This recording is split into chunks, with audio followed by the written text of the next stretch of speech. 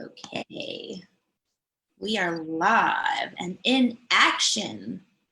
Let me just get my comments going here on the phone. Okay. Yay. All right, everybody. Happy Sunday, self-care Sunday, self-love Sunday, whatever you want to call it. It's Sunday here on the East Coast. Well, West Coast for me because I'm in South America. East Coast for Felix. But today, Felix and I were talking about this really important topic that's really important to both of us. And we were like, yeah, let's do it tomorrow, or let's do it Sunday, whenever we were talking, right?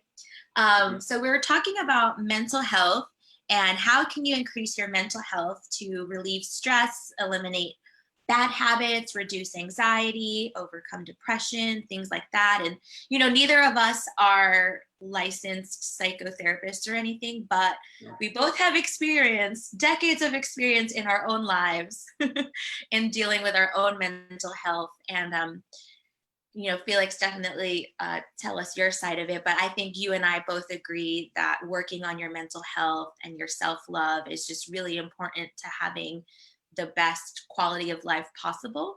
And it's Mental Health Awareness Month. So it is Mental Health Awareness Month, along with a bunch of other different kind of awareness, like foster care and other things. But I think, yeah, this conversation is just so important to me, especially like I just recently last year started therapy, and it's probably been the most impactful thing in just a short year. It's been very, very impactful in the breakthroughs that I've been able to make.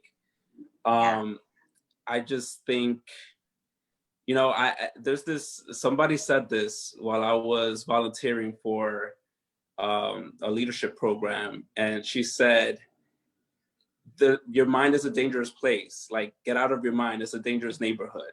And I think that's great. And also, you don't have to be in that neighborhood by yourself. Like, you don't have to get out of that by yourself. Like you I think that was one of the things that I got to the point where I was like, I don't need to be doing this on my own. Like, I can actually get support. I can get help, and I can start building, like, mentally a resilience to understand what it is that is occurring, because it's going to be occurring and reoccurring.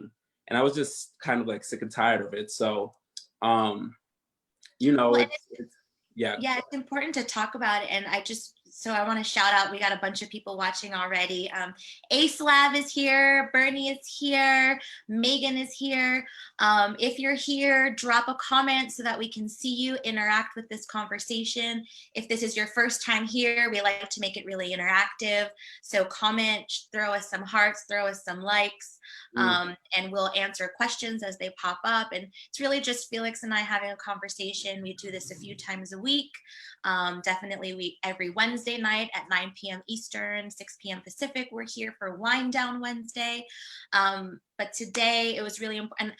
I love that you openly say, I'm going to therapy. And so with that alone, I just want to like back it up a little bit too, because I feel like our society, our culture has come a long way in terms of how we view therapy. And what I mean by that is more and more people are seeking help via therapy, healing, meditation, spirituality, group work, 12-step programs, support groups, etc.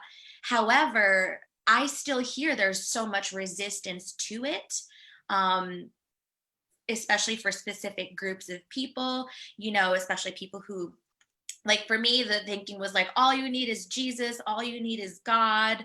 My mom actually, though, was a guidance counselor, and she actually instilled in me the thinking that everyone needs therapy, or everyone should go to therapy, but not because you're broken or because you need it, but like, I love how you said it, like, you don't have to drive out of that dangerous neighborhood alone. But before we even go into therapy and what finally opened us up to it, because I go to therapy multiple times a week now. Like Even before that, like, I think we should speak to the resistance that people have to it and why, and the resistances that we dealt with, because I'm sure some people watching some of you probably already are in therapy, but some of you are probably like, I'm not crazy. So can you speak to that a little, like, let's talk about that a little bit, like where you came from and how you thought about it. To me, like, I laugh because this is like so me to me, and now I'm like, oh yeah, therapy, like yes, therapy. But to me, it was like a friend suggested therapy, and I'm like, you think I'm crazy? Like, and here's the thing, right? So there were signs in my life that I needed therapy way earlier in my life.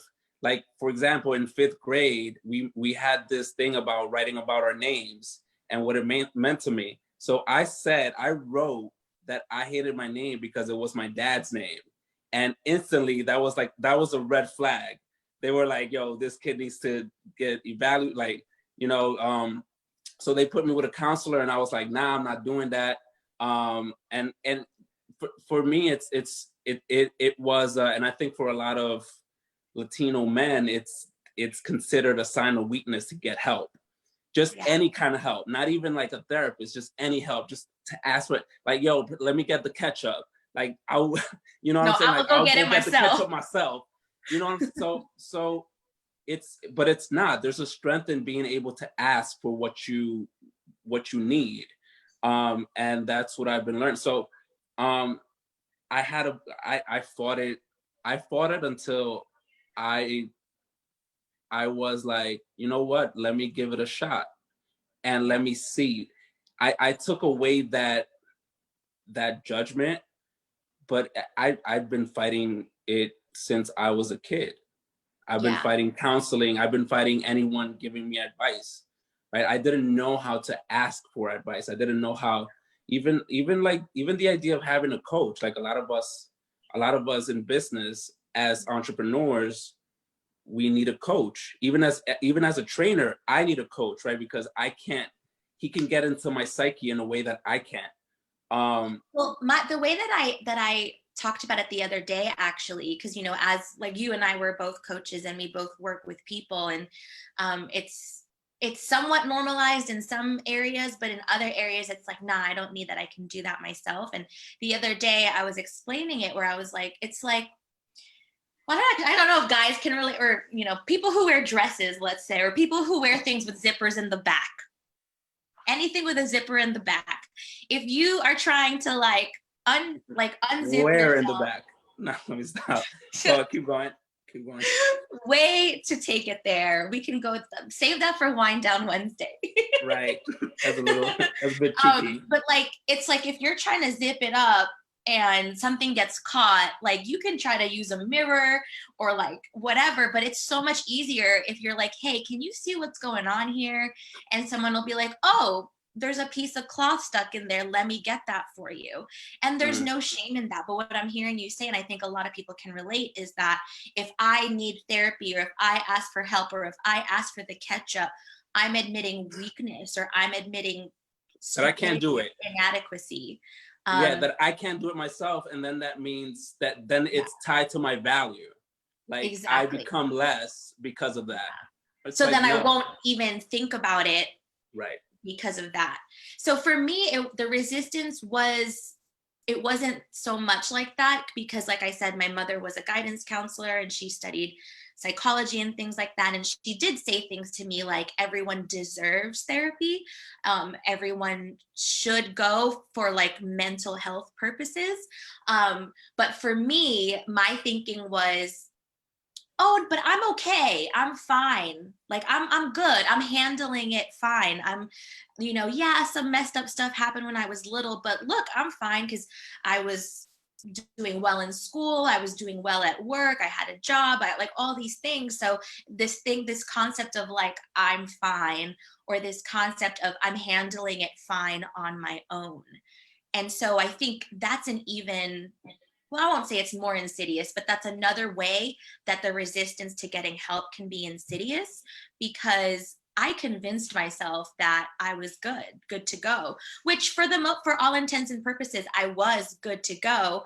But something I actually read earlier today was like, we're obsessed with this concept of being fine and being okay. And it's like, why be fine or okay when you can be amazing or great, or where you don't have to walk around with so much stress and anxiety and pain and heaviness? And actually what finally got me to open up to it was like, I noticed that I was in this like pattern of attracting guys and dating guys that had some sort of drug addiction, whether they smoked weed all day or they did some harder stuff. And, you know, this was a time when, you know, Felix and I, we know each other through Momentum Education, which is like personal development. So this was a time where I was really learning the concept of your world is a mirror of you.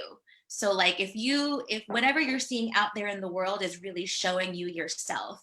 So I was like, well, why do I keep attracting guys like this? Like, I don't do any drugs, I don't smoke weed, like I don't do any of that.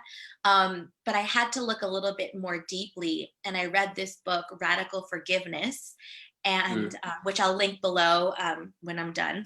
But if you're interested in that book, but I read the book, Radical Forgiveness, amazing book. And it really was this whole nother level saying like, whatever you're pointing your finger at that you want someone else to do, that's really, it's like, you know, there's 3 more fingers pointing back at you. And so for me, what I noticed with the pattern that I was in of guys that I was dating, I was like, I just want them to get help. I just want them to know that it's okay to get help, that it's okay to feel overwhelmed, and that it's okay to get help for things that maybe that you're not even clear about yet. And so as I was saying that about these men, I was like, am I getting the help that I need? Like, I was like, am I? And at the time, one of my close friends, aunts had passed away from suicide. And so she was getting therapy.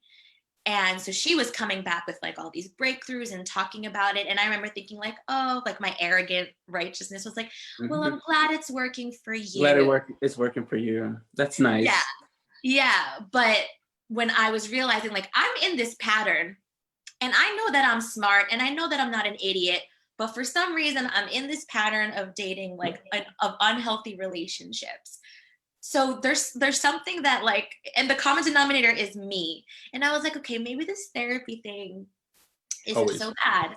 So I finally like took the steps to get therapy, and I've been going to therapy regularly for like the last 10 years now, you know. And it's funny because people are always like, Amelia, you have such good emotional coping skills, or you know, you deal with things really, really well and you seem really strong. And I'm like, I don't do that alone. Like I'm with my therapist, my hypnotherapist, my healers, my coaches, like multiple times a week.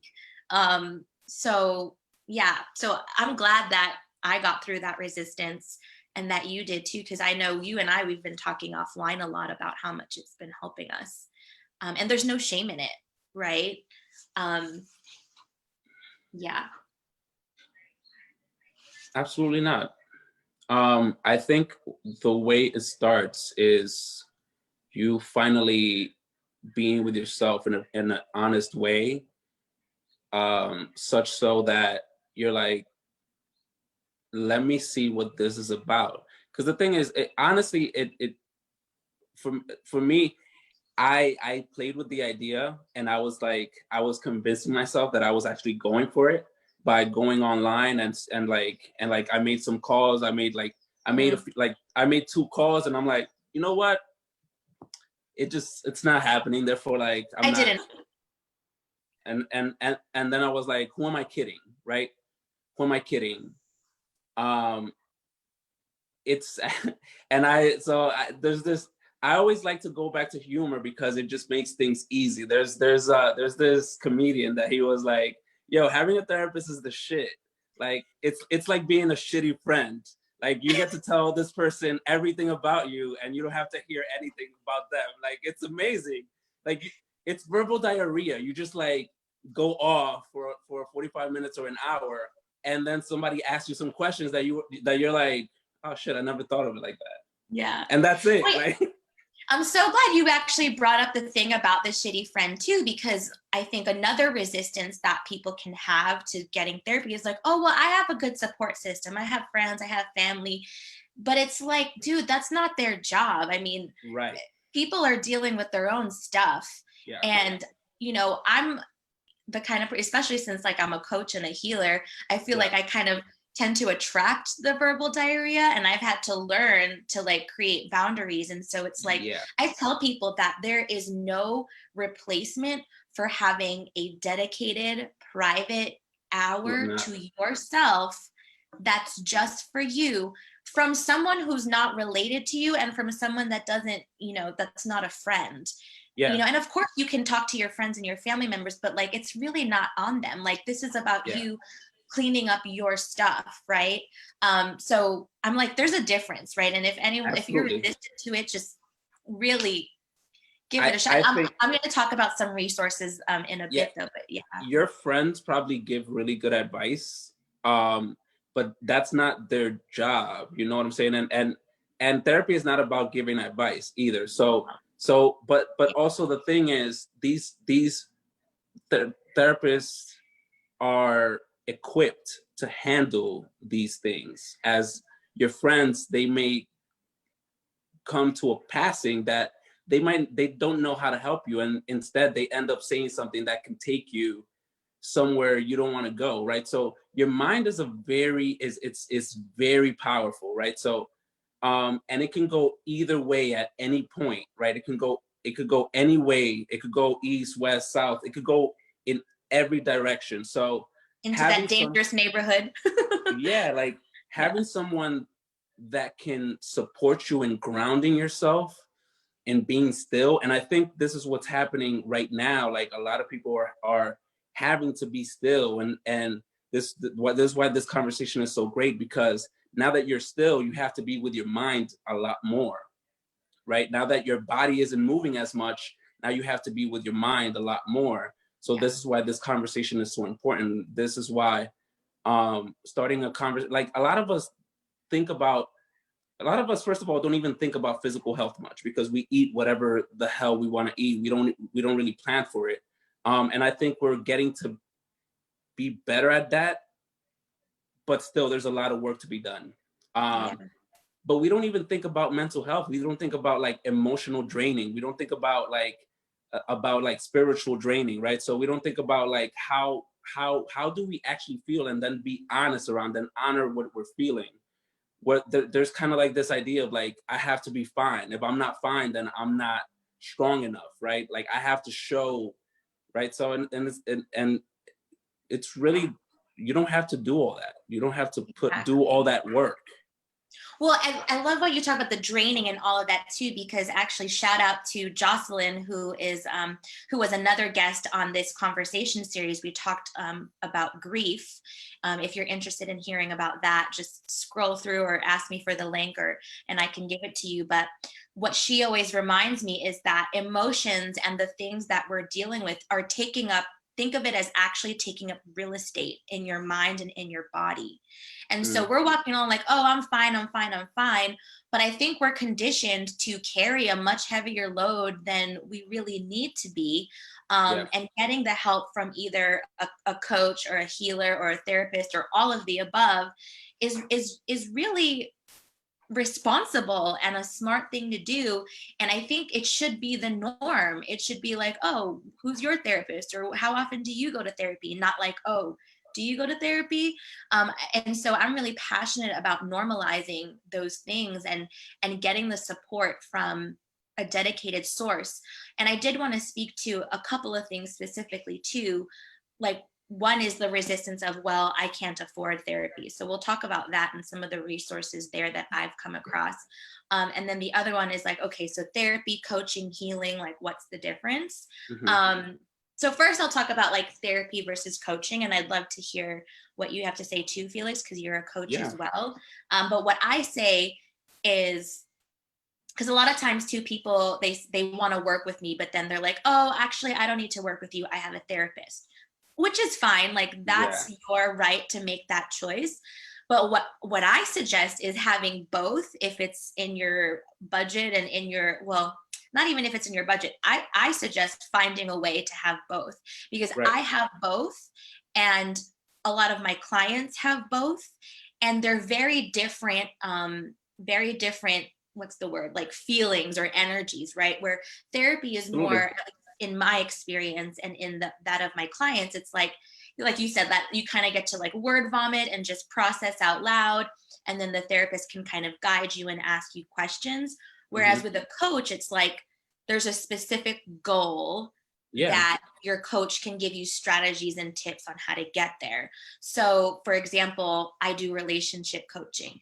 I can talk to a therapist about some trauma that I had regarding my relationship with my mother or my father or some other relationship or an ex-boyfriend. And there's like healing around that, talking through that. But with a coach, it's like, okay, well, how do you now create a dating plan so that you can date in a healthier way, right? So coaching and therapy are different, and I think they both serve a really good purpose. And we shouldn't allow, oh, I have one over the other, to just stop us from seeking all kinds of help. Just like an Olympics coach is different than, like, the people that coach the Olympics gymnastics team is different than if they were to have therapists or even their physical therapist. So each different person plays a different role. So what do you think about that in terms of the difference between coaching and therapy? It goes back to the specificity, right? So if you want to get better at your golf stroke, I'm not going to be like, yo, like, I'm not going to go to my therapist like, yo, I need to get better at this. How can I get better at this? Are you you're gonna go to someone that's directly like focuses on that. I'm health and wellness. I'm about, I work with the body, mind, and spirit, but mostly it's physical. So what I do is I give you a plan, right? I give you a strategy that works for you from where you are and has you taking the steps moving forward. I'm not a psychotherapist. Like I do like behavioral, like cognitive work. I do behavioral work, but I don't go as deep. So it does actually help to have, right? So if you put all your load on something, at some point that's going to become overloaded. So if you're overloading your therapist, like it's ultimately not going to work with you. It's not going to get you that desired result, because that your therapist is not here to get you like tangible results in a specific area. It's more of whatever you bring to the session. I will get you fit. That's very specific. Right. I'll get you to lose weight. I'll get you paid. No, let me not. I mean, well, I have gotten people late, so if that's what they want. Listen, if you want, sometimes that's what people want. Well, I'll just, and I'll share from my personal experience, because, I have a business coach. I've had money mindset coach. I have two business coaches that I go to. One is more for like the doing, like the logistical, getting stuff done side of things. And then another is more for like the inner work, the like believing in myself and the mindset that it requires to be the badass CEO that I say that I am, or that I am stepping into. And so those are two coaches already that I have. And I have a therapist where, like, I talk about the difficult emotional thing that I've gone through that week. Like, I've talked to her about losing two family members a couple weeks ago to COVID-19, or I talk about, going through a breakup, or dealing with a specific, tiff that I got into with a friend, and kind of seeing where that comes from, and how can I process that, and how can I create the right, use my tools and resources to have better communication, or how to manage and process my emotions in a healthier way, instead of like shutting down and going away. Yet when I'm talking to like my money mindset coach, that's a different, it's more like, okay, well, what's blocking you from making more income, or what's blocking you from doing XYZ? It's a very, very different thing. And then I have my hypnotherapist, where she works specifically with my subconscious mind, because as I work with my coaches and my therapists, I start to see some of the subconscious programming that I have that's getting in the way of me taking the actions that I want to take. So I go to my hypnotherapist to start reprogramming those things. So everyone, you know, it's like, you don't go to your chiropractor to get your nails done. I don't know. I just came up. It's the idea. It's the idea. Like, it takes a village. So Yeah. you are responsible for creating your own village. You are responsible for creating an environment that supports you in your highest expression, right? So, and that doesn't, like, your highest expression is not something that you magically pull out of yourself. Like, it's done working with other people. It doesn't happen, like, it doesn't happen self-made. And this is what I'm learning. Like, and there's no shame in needing a village. It takes a village for all of us. oh, absolutely not. Well, it's also why I don't really like the term like self-made millionaire or self-made billionaire or whatever. No such thing. It's like, there's no such thing. Like, no one gets to the top. Like, Oprah is not Oprah on her own. Like, actually, she just had a live today with Eckhart Tolle. And I'm like, someone had to be behind the camera. Someone had to make sure that the internet was working. Someone had to make sure that her hair was looking right. It's an illusion. It's an illusion. It's such an illusion, and this is why we suffer so much, because we don't want to get out of this state of like having, like, doing it by, and there's, it's like a pride thing. Like, if I do it by myself, then I made it. And it's like, yo, you're not going to do it by yourself. It's not if you want greatness. It's not going to happen, because greatness, like, greatness is in, like, one person is powerful. But when you have a village aiming at the same, like, at the same target, it's unstoppable. Like, when you build a community, it's insane. Like, it's incredible. The power that you have. I'm sorry, go ahead. Oh yeah, no. Well, I just wanted to, because also the other piece of resistance that often comes up is like, I can't afford to do that. I can't afford a coach, I can't afford a healer, I can't afford therapy. And what I say to that, the first thing I say to that is, you can't afford not to. Right. I've had so many people in my life pass away in like the last 7 years. And and I've been through grief support. I've done grief recovery. I've done therapy. I've done group support. And even now I still like keel over from the emotional pain. And I don't understand how people are okay walking through life, not even looking at it, not even dealing with it at all. Well, I shouldn't say I don't understand, because that's not very compassionate, but like, I wish, and let me say it this way, I wish people understood that they don't have to walk around with that heaviness alone, and that there's no shame in going to a grief support group or talking about it, and that we must talk about it, because like Jocelyn says, it takes up real estate. And it's a big reason why, like, when we're not dealing with stuff, we tend to gain more weight as well, because a lot of it is stress weight, a lot of it is emotional weight. And it's taking up all this real estate. And so we need to talk out things with a,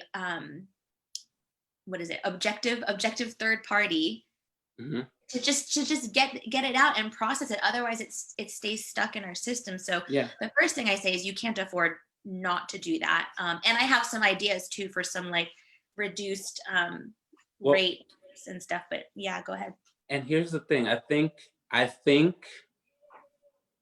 if we can't afford it, like, depending on where we are, I understand. At the same time, we have to look at, well, what is my priority? Because I don't think it's a matter of money. I think it's always a matter of, if it's important enough. Listen, I've seen people, Targets were packed because people needed TVs. Like after they got their $1,200, Targets were packed because people needed TVs. So it's not a matter of money, it's a matter of priority. If your mental health is a priority, it's really a matter of recognizing, being aware, like admitting that something is not okay. You have to own it before you can disown it. You have to own it before you can disown it. And I tell you, like, there's so many free resources out here for mental health that is insane. That'll get you to the level to where you can start affording it, because now you're gonna start leveling up. So it's you have to, from wherever you are, you need to pick yourself up. You can't pick your, so there are books, there are, like, it's all, like, you have to realize that it's all you, it's all an excuse in some way. And I'm not saying excuse in a way to like point at you, Shame but anyone, yeah, of course. it's really for you to look at, well, what are my priorities? Because that's the first thing, right? So if you want to make more money, like, what are you doing? Are you sleeping most of the day? Are you watching Netflix most of the day? Right? So you get to observe, you get to become aware, and you get to recognize what you're doing, and then recognize that in order for you to have something different, well, you have to be something different. Take You have to some do steps. something different. Yeah. And so just like to give those of you watching, like, if you're on the fence about it, or if you're thinking like, oh, I don't need that. I mean, I feel you're watching this for a reason. And just to give you some steps to take, like, I know for me, when I started therapy, I wasn't in a financial position to like be spending $200 an hour. And so therapy is not only those really, you know, shishi frou-frou therapists. So there are places that you can get sliding scale and even sometimes free therapy. I mean, obviously, I think even with COVID, they probably would be offering video sessions, but even if you just do a little bit of a Google search in your area, you could put your zip code, you could ask around, but there's tons of organizations that either get funding from the government or funding from private investors or whoever, where there's free group counseling, free one-on-one counseling. There's also like income-based counseling. And it really just is an investment, because the one that I did was I actually had to pay for it, but it was like a much reduced rate because it was a sliding scale. Which, yeah, I had the mindset of like, I can't be paying like even $30 a week for this. But I was like, no, you know what? It's an investment into my mental health. And so I did.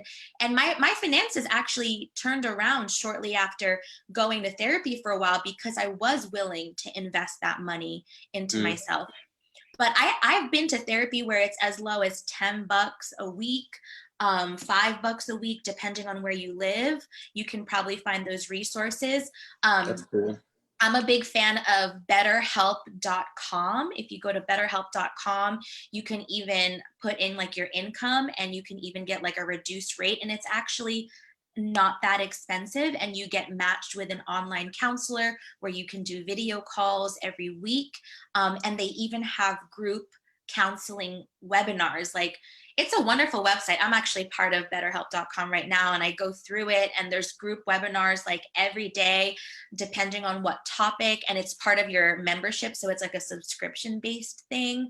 Again, there's free and sliding scale opportunities. So there really is no excuse. I mean, we live in a day and age where there's tons of resources and opportunities for you. When my nephew was diagnosed with cancer and then ultimately passed away, I was so grateful. I just did a Google search and I found this, it's called the Benjamin Center. This was when I lived in LA. But it was this place where there was a lot of people who had dealt with cancer and losing family members to cancer, and they just donate a bunch of money towards this center. And it had I was amazed. It had all these free resources, like free daily meditation classes, yoga, and it's for people who have cancer, who are dealing with cancer, but also their family members. So they had things like family day, or like, you know, specialized group support for like people dealing with family members with stage 4 cancer. Like, so if I did not even do the Google search, I would have never, ever found that. But I was at that center like every other day when I was dealing with just the pain of losing my nephew, and just the pain of, especially when he was going through the sickness, and talking about that confusion and all of that. And there were tons of events and stuff. So I am sure that there's places near you that have things. And even in quarantine, I am sure that they have figured out the online situation. So there really is no excuse, if you will. And if there's anything that, is stopping you. It really is just that an excuse, or I like the way you said it better though, that it's a matter of priority. Yeah. That sounds nicer. And that's the thing, right? Like, it's something, I think it's not something that might impact you now, but my hope is that the words reverberate to a later point where you find yourself in a place where you're just so agitated and you're like, you know what? Because that's what happened to me. Like, I was like, abandonment issues coming up. I had stuff coming up, and I'm like, I just had to like be still and be like, let me give this a shot. Let me see what's up. And like, if I don't like that, and that's the thing, like, you don't have to become like, you don't have to convert. You know what I'm saying? It's not that type of thing. Like, oh, now I believe. Like, no. See if it works, right? Because that's the thing. It's like a relationship. You go in with a therapist. I've had 2 therapists, and you're just trying it out, and the person is gonna get. I actually love going back in time. Like my new therapist has taken. Oh, this is my 3rd therapist. I have a 3rd therapist. my new therapist in the last 10 years. My new therapist. I love going back, and there's just like this like just being with what happened from a different perspective that is so, to me, it just gives me goosebumps, and it's so healing to like start looking at from different angles, and also like there's just like this reassurance, this kind of like validation that happens from things that you were actually a victim of that hasn't been addressed, and you were actually like, it wasn't on you. You know what I'm saying? You were actually a victim of those things. So it's very healing to have someone in that space to hold you with those, like, yeah, just to hold you with all of that. And it's been wonderful because of that. And I've experienced a lot of growth through it because of that. Yeah, absolutely. And you know, I think any human adult would be lying to themselves if they're like, oh, I'm fine, I've dealt with everything. I just find that very hard to believe. And even in therapy, you'll learn even more that in therapy you're like, oh, I'm not done. I'll never be done. I'll never be done. Yeah. Because the urges come back, the impulses come back. And like, so you wrote bad habits, right? So habits are really there to solve a problem. So there's no such thing as a bad habit or a good habit, just a habit that gets you to your desires or not, right? So it's just one that causes balance or imbalance. And it's really our way of coping, the way that we know that for us to cope. And so that's what a bad habit is. So it's learning strategies to put in place of those habits that actually work better for you in long term and not in the short term. Like the short term relief, long term pain, as opposed to short term pain, long term relief. Idea. And you know, we're not really here to be like, like convert people or anything like that. I mean, you're all consenting adults. You can come up with your own solution. You're all consenting adults. You can come with your own solutions.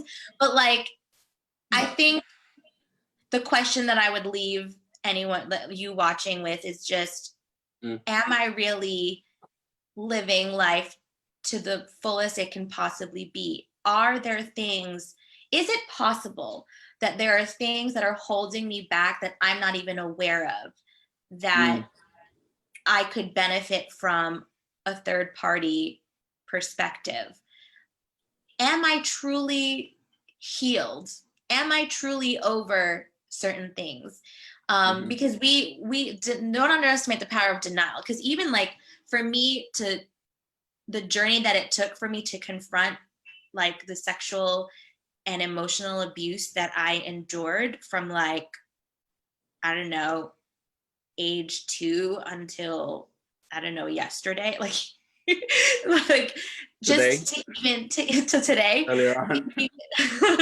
to even come to terms and even be able to say that, it took a lot, right? And I talked to so many people who have been abused. And I mean, the statistics are there too, 1 in 4, 1 in 2, whatever. I don't know the statistics off the top of my head, but it's a lot of people. And when I talk to people and they're like, oh yeah, no, but I'm fine, but I'm over it. And I'm like, yo, I said the same thing. But when I started talking about these things with a coach, with a healer, with a therapist, it's like, I was not fine. Yeah. Like it took up real estate. And so really, I think the reason why we're excited, or at least the reason why I'm excited talking about this, is not to be like some hokey therapy converter person, or like, oh, do coaching with me. Like, I'm not trying to sell anyone anything. I'm just like, we know what's on the other side, and there's so much more freedom and joy and happiness available when we deal with our stuff. Yeah. And when we think we're fine without it and like, nah, I'm good, it's no, I'm sorry, you're lying to yourself. Well, and even that, right? Like, because we will experience whatever we allow ourselves to receive, right? So are we living at our highest joy, right? So are we experiencing our highest joy? Are we like, when you block out the pain or the possibility of it, you're also blocking out, like Brene Brown actually says this, you're actually, it's that's the whole point of being vulnerable. Like, you're vulnerable to experiencing pain. So when you're holding on so tight that it can't, like, you have that armor, well, that armor also blocks your joy. It blocks your highest expression. It blocks your happiness. It blocks love. It blocks anything. Like, it just blocks everything. So you not being able to access the pain that you felt actually is detrimental, and it actually blocks you from achieving your highest joy as well. So that's what it's been through therapy that I have been able to, like, experience joy to the point that it's scary. I mean, and that's it. Brene Brown talks about that too, how extreme joy is actually a really vulnerable place to be. Ooh, but like, but like, what are we here for if not to experience it all, right?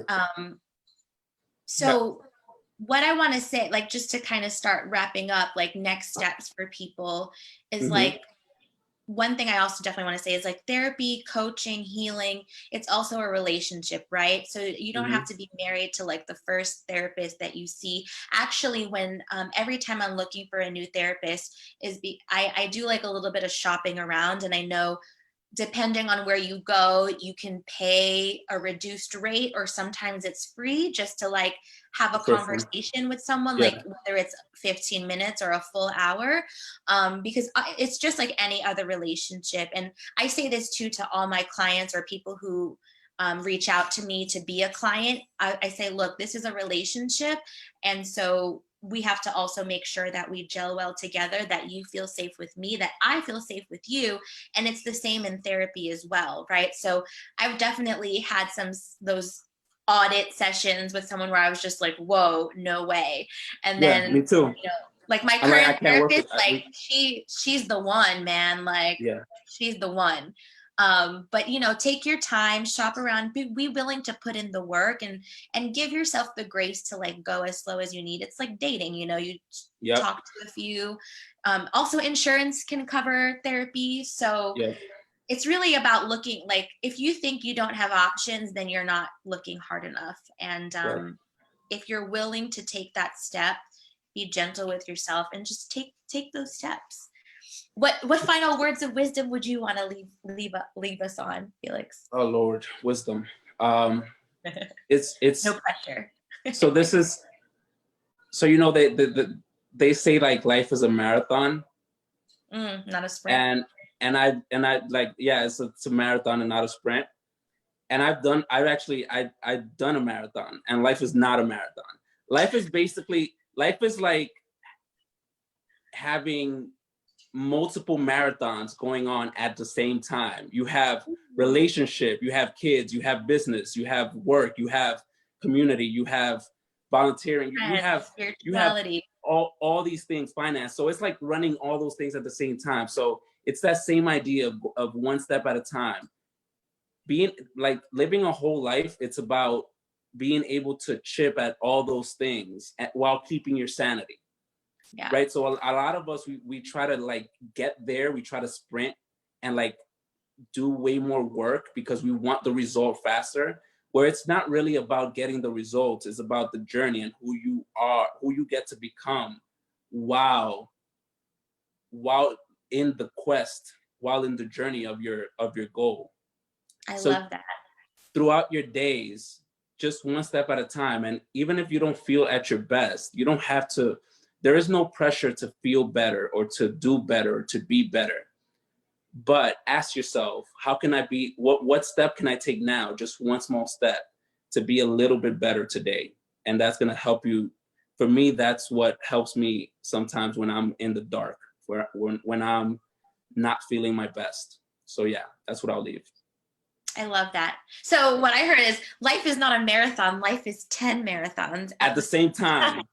Basically, you're so running. you would be silly to not want to have your whole village on your team. Right. Why would you want to run 10 marathons by yourself? Like here, yo, like here's my baton. Run a little for me. Yeah, no, so this is a really good conversation. For those of you watching, I hope it was helpful. Like I said, if you're watching this on replay, give us a hashtag replay. Feel free to comment any questions. And if this was your first time or 10th time, thank you for being here. Felix and I, we do Wind Down Wednesdays every Wednesday night at 9 p.m. Eastern, 6 p.m. Pacific. What is that, 11 a.m. Sydney on Thursday. So get your glass of wine or something stronger if that's what you need, or beer, and have a glass with us. This Wednesday, our topic is actually how to attract love. It was a requested topic by the president of our fan club, Shamik. And we're actually going to be taking guests that night, like with questions where we'll talk to you, we'll help you figure some things out. So we're going to be talking about how to attract love and working with people as guests to come on to the show with us. And we go live like at least twice a week. So just keep it locked to the Facebook page, because I always try to schedule it out so you can see and get reminders and see when the next time we're going live is. So the next time we're going live is Wednesday. And then I'm going live again on Friday with my best friend in the world, Reese. And we're going to be talking about, are your friends trash, and how to leave the toxicity at the curb. We're really excited about that one. But thank you so much for being here, and we'll see you next time. Peace. Bye.